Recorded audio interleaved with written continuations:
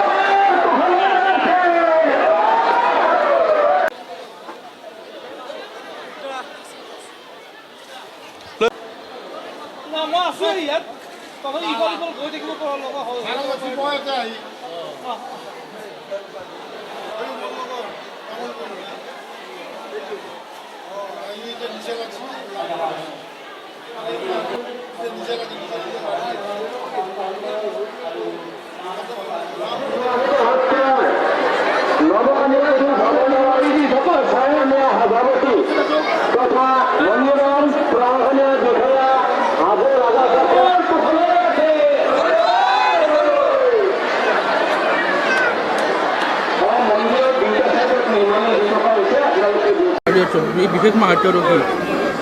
এইটো মাহাত্ম্য হ'ল গুৰুজনাৰ তিথিভাৱ তিথি উপলক্ষে অসমৰ বিভিন্ন প্ৰান্তই তেওঁলোকৰ মনোবাঞ্ছা পূৰণৰ অৰ্থে লাড়ু প্ৰদান কৰে। সেই লাড়ুটো প্ৰদান কৰাৰ ফলত তেওঁলোকৰ যিটো ভাৱনা কৰে সেইটো পায় বুলি এটা বিশ্বাস। গতিকে আজি আমাৰ পৰাভিত সত্ৰৰ এটা উৎসৱমুখৰ পৰিৱেশ ৰাইজগৈৰে উৎফুল্লিত যে যিহেতুকে ৰামদিয়া এখন সত্ৰ নগৰী, এই ৰামদিয়াতে শ্ৰী শ্ৰী পৰাভিত সত্ৰখন বিখ্যাত হিচাপে পৰিচালিত হৈছে। তাৰ এইটো হৈছে যাত্ৰীসকলৰ আমাৰ প্ৰতি থকা সহানুভূতিৰ বাবে। মহাপুৰুষ শ্ৰী শ্ৰী দেৱ দামোদৰ গুৰুৰ আজি 428 সংখ্যক তিথিভাৱ তিথি। এই তিথিভাৱ তিথিত অসমৰ বিভিন্ন প্ৰান্তৰ ভক্তই অৰ্থাৎ 8,367জন ভক্তই লাড়ু প্ৰদান কৰিছে। সেই লাড়ুৰ পৰা আমি 197 কুইণ্টেল চাউলৰ গুড়ি কৰি আনি আজি প্ৰায় 20 দিন ধৰি হাজো, ৰামদিয়া, শুৱালকুছি, খেত্ৰীয়াদে, বামুণ্ডি, অভয়পুৰ, গেৰুৱা আদিৰ ভক্তসকলে আহি আমাক লাড়ু বনোৱা কাৰ্যত সহায় কৰিছে। আৰু এই লাড়ুৰ পৰা আমি প্ৰায় 7 লাখ লাড়ু প্ৰস্তুত কৰিছোঁ। সেই 7 লাখ লাড়ু আজি মাংগলিক কাৰ্য অৰ্থাৎ আইসকলৰ নাম প্ৰসংগ, বাপুসকলৰ নাম প্ৰসংগ হোমাদিকৃত সম্পন্ন হোৱাৰ পিছত উপস্থিত প্ৰায় 50,000 ভক্তৰ মাজত এই লাড়ুটো আমি বিতৰণ কৰিছোঁ। শ্ৰী শ্ৰী পৰাভিত সত্ৰখন নামকৰণ হ'ল এটা ঐতিহ্য আছে যে ইয়াত এটা প্ৰকাণ্ড খেৰীঘৰ আছিল। এই খেৰীঘৰটোত মানৰ তৃতীয় আক্ৰমণত মানসেনাই অগ্নিসংযোগ কৰিছিল। এই অগ্নিসংযোগ কৰাৰ ফলত মণিকূটত থকা হাঁচিপাতৰ পুথিখন উৰি যায় মণিকূটৰ পূবফালে থকা কেতেকী ফুলত পৰিছিল। আৰু সত্ৰ ৰাইজগৈৰহে ঢোলে ডগৰে অৰ্থাৎ মাংগলিক কাৰ্যৰে পুনৰ কেতেকী ফুলৰ পৰা সেই হাঁচি পথাৰখন আনি পুৰি যোৱা ভেটিত পুনৰ সত্ৰখন স্থাপন কৰাৰ বাবে তেতিয়াৰ পৰা শ্ৰী শ্ৰী পৰাভিত সত্ৰ নামেৰে নামকৰণ হৈ আছে। আৰু যিটো এই লাড়ু সেৱা পৰ্ব, এই পৰ্বটোৰ এটা ঐতিহ্য আছে। এতিয়া আমাক বয়সস্থসকলে জনোৱা মতে গুৰুজনা যেতিয়া নৰিয়াত পৰিছিল তেতিয়া ভকতবৃন্দই গুৰুৰ খবৰ ল'বলৈ যাওঁতে কেঁচা লাড়ু প্ৰস্তুত কৰি খবৰ ল'বলৈ গৈছিল। আৰু গুৰুজনা যেতিয়া মৃত্যুমুখত পৰিলে তেতিয়া ভকতবৃন্দই আলোচনা কৰিলে যে গুৰুজনাৰ তিৰুভাৱ তিথিটি আমি লাড়ু সেৱা পৰ্ব হিচাপে তেখেতলৈ শ্ৰদ্ধাঞ্জলি অৰ্পণ কৰিম। সেই হিচাপে আজি 428 বছৰ ধৰি এই লাড়ু সেৱা পৰ্বটো শ্ৰী শ্ৰী পৰাবিত সত্ৰ ৰাইজগৈৰ তথা অসমৰ বিভিন্ন প্ৰান্তৰ ভকতবৃন্দৰ সহায় সহযোগিতাত প্ৰচলিত হৈ আছে। এই হিচাপতে এই উৎসৱত উপস্থিত থকা প্ৰিণ্ট মিডিয়া, ইলেক্ট্ৰিক মিডিয়া তথা তীৰ্থযাত্ৰীৰ বাবে অহা সমূহ ভক্তমান ৰাইজলৈ শ্ৰী শ্ৰী পৰাবিত সত্ৰৰ তৰফৰ পৰা আমি ধৰ্মীয় অভিনন্দন জ্ঞাপন কৰিছোঁ।